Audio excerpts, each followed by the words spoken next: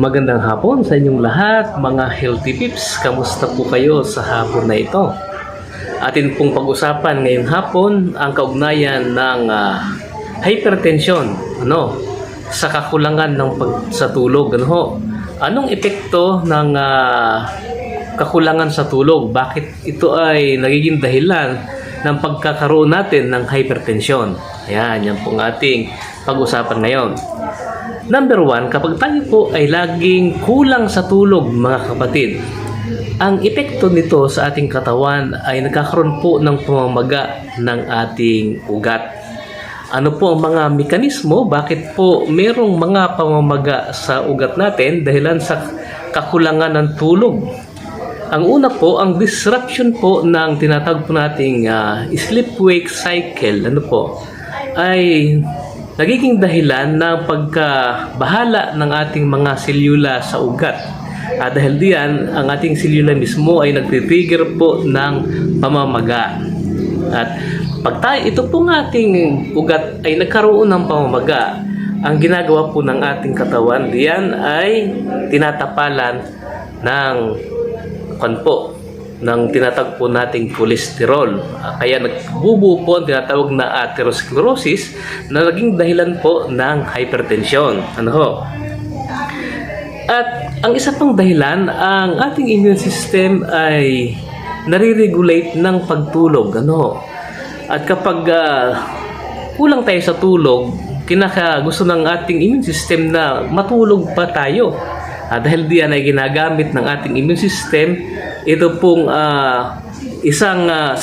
cytokines para mag-induce ng pagtulog. At kapag ito'y laging nagamit, nagkukulang ng level ng cytokines, lalo pong namamaga, lalo pong nagkakaroon ng pamamaga sa iba't ibang bahagi ng ating katawan. Kaya po yun po isang dahilan na kung bakit mayroong pamamaga sa ating ugat.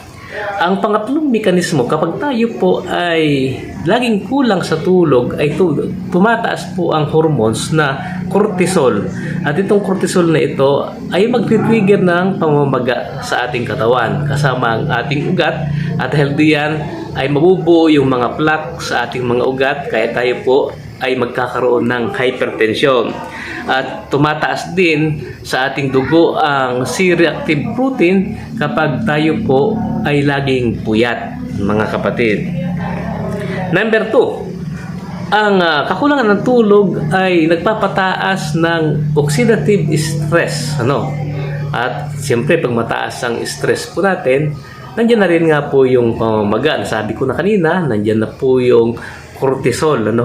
At yung cortisol ang dahilan po ng pamamaga po. Pang-tatlo, ang kakulangan sa tulog ay mayroong negative impact po sa atin pong metabolic at saka hormonal balance. Kaya nagiging dahilan po ito ng insulin sensitivity, humihina. Ano po ang insulin sensitivity?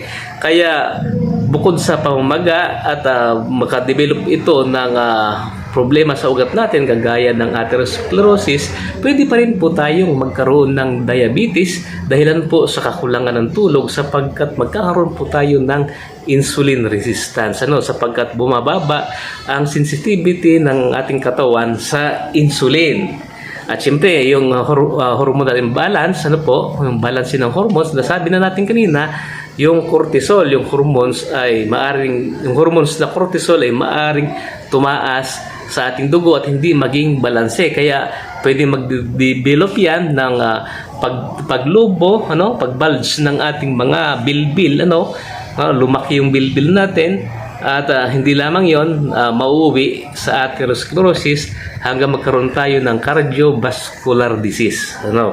At ang isa pa ay nagdi-decrease po ang kakulangan ng tulog na tinatawag po nating hypocretin. Ang hypocretin po, kailangan normal ang level nito sapagkat ito po ay nagre-regulate po ng inflammation. Kapag hindi po normal ang hypocretin po natin, ay lalo pong magkakaroon ng pamamaga. At yung pamamaga na yon ang pwedeng maging dahilan ng tinatawag po nating hypertension, sapagkat magkakaroon ng development ng mga plaque sa ating mga artery, yung tinatawag na atherosclerosis, at dahil diyan ay hindi mapipigilan ang hypertension. Kinakailangan mo na magkaroon ng maintenance kapag hindi po yan talaga malunasan. Kaya pwede ang laging pagpupuyat ay maging dahilan po ng hypertension sa atin. Kaya ang atin pong gawin, mga kapatid, kapag tayo ay gustong gumamit ng cellphone sa gabi, limitahan na po natin paggabi, at kinakailangan po para hindi po ma-develop ang hypertension, ang atherosclerosis hindi ma-develop, kinakailangan po natin ng 7 to 9 hours na tulog kapag gabi. Yan po ang ating dapat gawin. At ugaliing matulog ng maaga, mga kapatid. Yan po. Ako po si Ambrosio Bito, isa pong certified naturopathic practitioner. At sana kayo ay nakinabang sa ating video ito. Pagpalain po tayo ng ating Panginoong Diyos.